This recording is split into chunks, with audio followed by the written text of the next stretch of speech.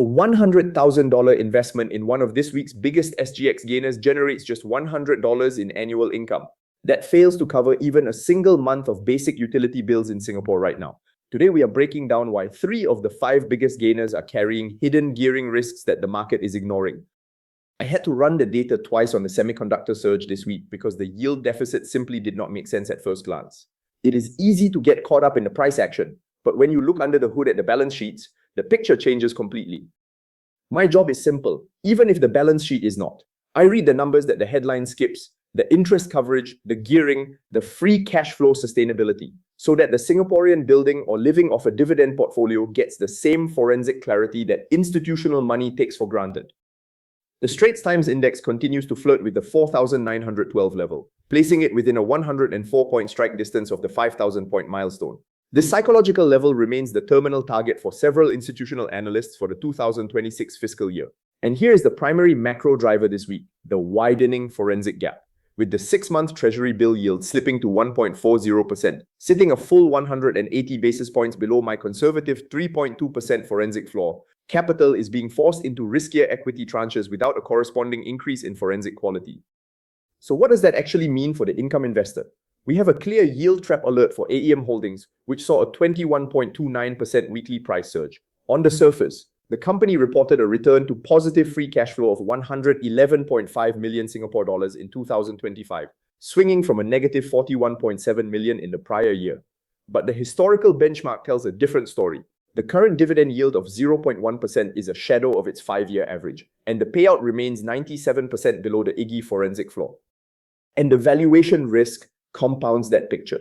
AEM is trading at a price-to-earnings multiple of 58 times, a 40% premium over the semiconductor sector average on the SGX compared to peers like UMS Holdings. The market is pricing in perfect execution of the artificial intelligence testing cycle. The free cash flow turnaround is a legitimate forensic victory for the balance sheet.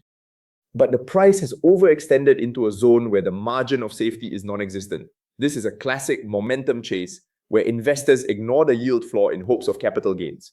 I am watching for a stabilization of margins before considering this a sanctuary for long-term capital, because right now, this trade offers zero income protection.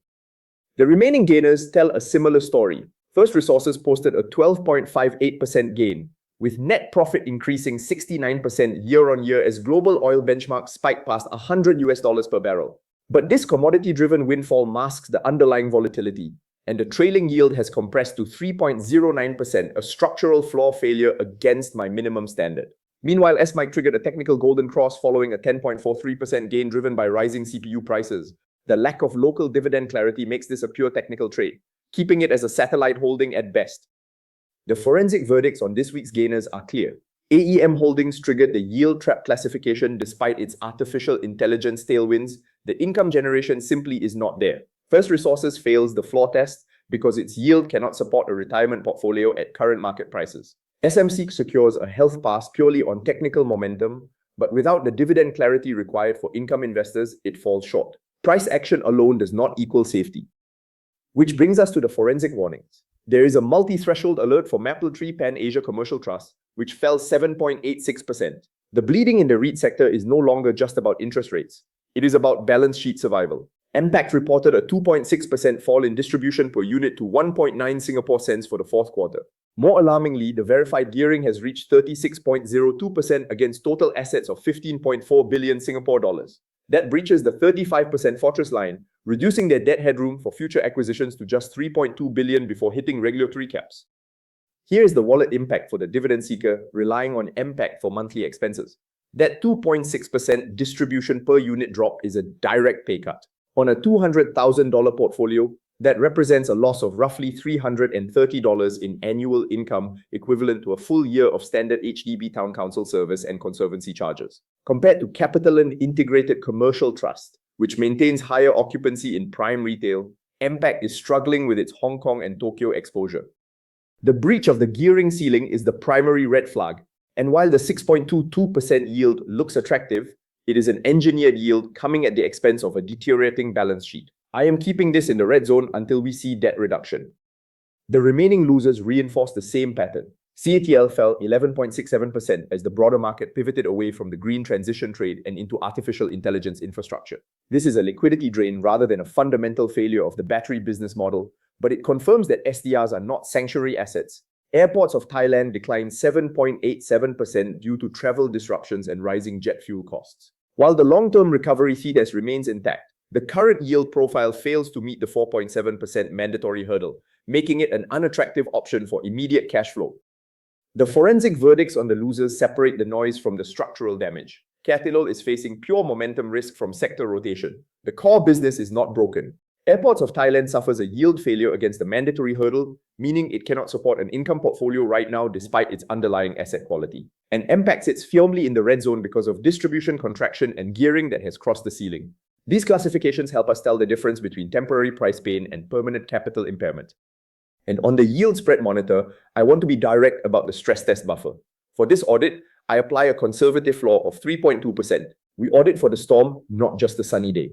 The 6-month Treasury bill sits at 1.40%, but I do not lower my standards to match a temporary market dip. My floor stays at 3.2% to ensure sanctuary assets can withstand a return to long-term average interest rates. The minimum yield hurdle is 4.7%, the floor plus 150 basis points of mandatory risk premium.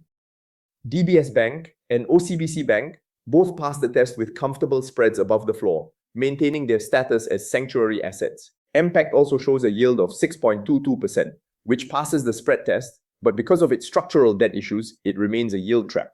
Spread alone does not equal safety, which is why forensic analysis has to go beyond the headline numbers.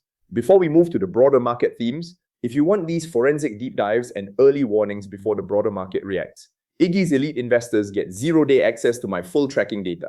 The link is in the description. The connecting macro theme this week is the great yield decoupling.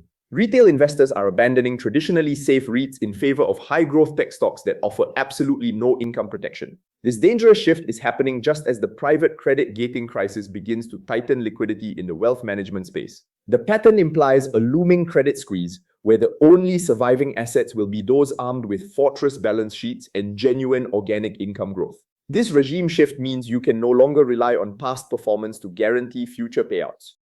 The window for actionable intelligence closes fast. In this market, the difference between a sanctuary asset and a yield trap is often decided in a single trading session.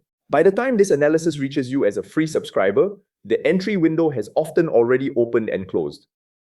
Institutional players move quickly on these debt metrics, which is why having the data early is the only way to stop being the exit liquidity and start being the analyst. The most important takeaway for the heartland investor is that the index milestones are masking the underlying debt wall for commercial property. If liquidity continues to dry up, this slow-motion credit squeeze will eventually hit the public markets, making your interest coverage ratio screening more vital than ever.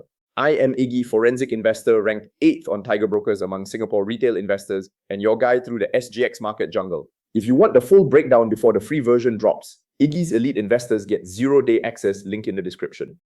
This content is produced for educational and informational purposes only. I am not a financial advisor. I am a retail investor who applies forensic analysis to my own portfolio and shares that process publicly.